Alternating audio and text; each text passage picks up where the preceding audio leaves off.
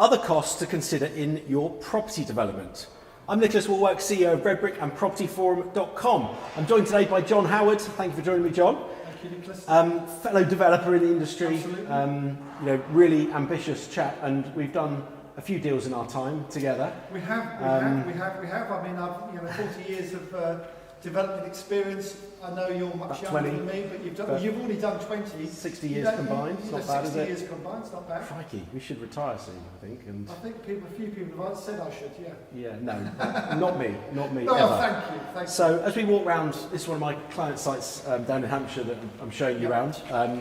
And there's obviously lots of things to consider when doing a development. It's not all about the construction costs. I think a lot of people think it's all about the build costs, how much the walls put up, how much the carpenters, the M&E, mechanical, electrical.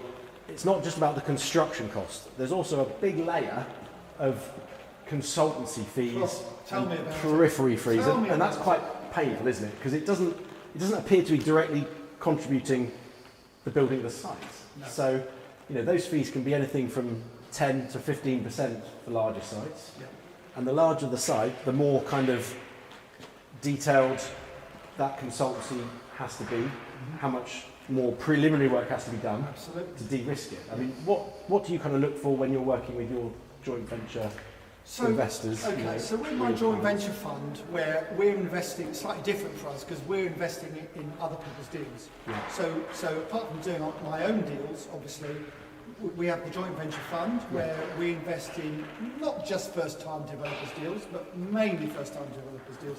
And we put in the deposit where they haven't got. Yep.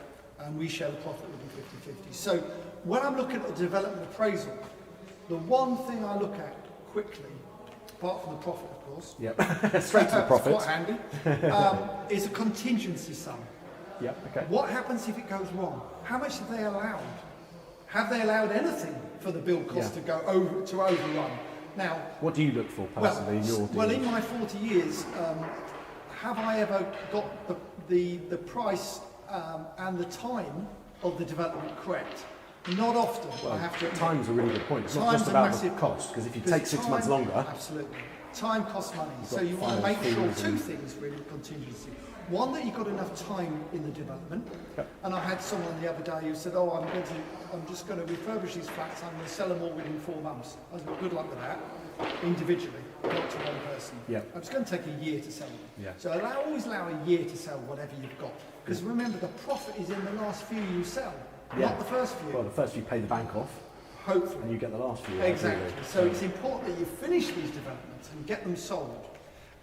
So contingency in terms of build costs is really important as well. So if it's new build, I want to see really at least 5% contingency. So if it goes wrong and the costs go up, how much have we allowed within the deal for extra costs? And 5% on a new build should be enough, Nicholas. I don't know what you think, but it's new builds should be much easier. Once you're out of the ground, certainly much simpler. The risk is always in the ground. Once you're out the ground, you know what you're doing, not a problem. Contamination, services, drainage. But if you do the right tests on the ground before you start, you should know. And if you haven't done, you're struggling. Well, that leads me nicely into the consultancy fees, that 10 to 15% of planned costs. Yes. Over and above. So if you've got £1 million construction costs, you can budget anything from 100 to 150,000 on those consultants. Absolutely. Right? I want to see those costs in there. Now, I don't want to see too many costs in there, because if I think there's too many costs in there, I'm going to cut them down. Absolutely. Because I don't believe in giving consultants more than they deserve. I believe in giving them what they deserve. Yeah. So if they use, we don't want them over engineering things, and it just to justify a fee. Absolutely, and it depends on the size of the job as well. If it's a small job, you probably don't have any things. The other thing is conversion. So if you're converting a building, you can't see everything. With a new build, you can see everything. Correct. With a conversion, you don't know what's behind that wall, you don't know what's behind that fireplace. Well, if we look around right now, we've pulled. This has all been pulled out, so we didn't know what the makeup of this wall was, how much insulation's in it, how much fire protection's in it. I've got a little bit of a trick there on smaller conversions. Okay. And that is to break the contract down into 2 parts. One, strip it out first. Yeah. So get a builder to come in and strip it out. So like a letter of intent, do the strip out. Strip out, yeah, great see what you've got, and then the price you get should be fixed. How can a builder fix a price if he doesn't know if he's doing it blind? He can't. Absolutely. So spend a few quid. It's got to be stripped out anyway. Yeah. So you're not wasting money. No. And then they can see what they've got, and then they can give you what's got a fixed price, JCT contract. Otherwise, Yep. JCT contract, Yep. small works contract, fixed price. If you don't do that, you're leaving yourself so open because they say, I don't know what that is, don't know what that is, don't know what that is. So, here's the price, Here's my budget fudge price, factor sum. fudge practice sum. We don't want any Yep. fudges. Yep. So on conversions, I like to see a 10% contingency sum. Yeah, 10% because of anything we don't want to see the roof perhaps, even when you've stripped out, you still sometimes don't know what's there. So, hopefully you do, but I would always leave 10% on a conversion, 5% should be enough on new build. Well, it's a great tip actually, that is getting the strip out done early doors. Yep. And actually on this particular site, Before you award the contract. before you give the contract, we actually use the same contractor for both. Yeah, but you absolutely. give them a letter of intent to do the strip out. Absolutely. They then do the strip out. You can do more intrusive surveys. We've dug big holes in the slab to see the makeup Yep. of that. Yep. And then you can award the contract Yep. once you know what you're up against. It's all about de-risking. Yes. And the reason someone would use you, Nicholas, to oversee a project for them and joint venture with them Yep. is because it de-risks it, De-risks because you it. know what you're talking about. Yeah. It's like a joint venture partner coming to me saying, John, would you invest in our deal? And me saying, yes, I will. And then me overseeing the project with them. I'm de-risking it. I'm taking the risk away from them because Yeah. we know what Yeah. we're talking about. Definitely. Years of experience Yeah. of making mistakes in the early days, for For sure. sure, We've all right? made We've learned the mistakes. hard way. You show me a And- developer that hasn't made a mistake, I'll show you a lie. Yeah. Simple as that. And actually every development always has its issues. Yeah. No development I've ever been involved in goes 100% smoothly.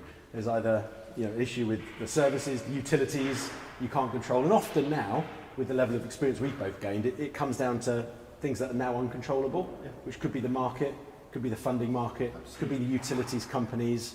It could be the availability of doing a survey to see if there's contamination or the makeup of this slab. Like we couldn't have cut a 2 metre by 2 metre hole in this slab before we bought it. No, So- who's going to let you do that? No one's going to let you do it. So there's an element of risk there that if there is a problem with the slab, you've got to overcome that.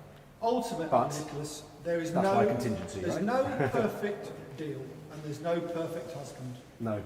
Oh, wow. Okay. Thank you for that I insight. know you were thinking you might Yeah. have been the perfect husband, but No, I'm I sure your didn't think wife's that. got a few things that aren't ticked on her list. I'm sure you're right. Well, on that bombshell, I'll ask my wife tonight what she Yeah. thinks. I'll get her to send you a message and Thank you.